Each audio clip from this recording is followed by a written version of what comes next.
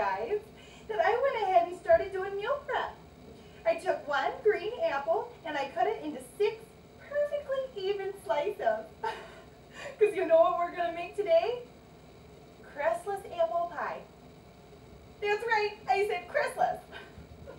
This one's for you guys with the gluten-free this and the hyperglycemic that.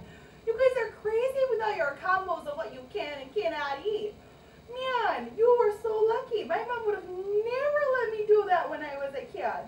No, I mean, that heroin addict didn't know her left from right, so I could barely be myself, you know what I mean?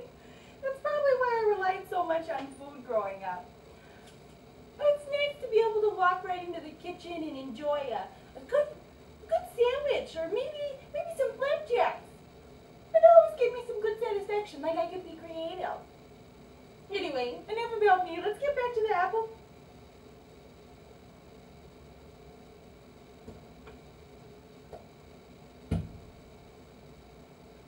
I just went ahead and bit the top right off of that thing, didn't I? Because my motor mouth wouldn't shut up, could it?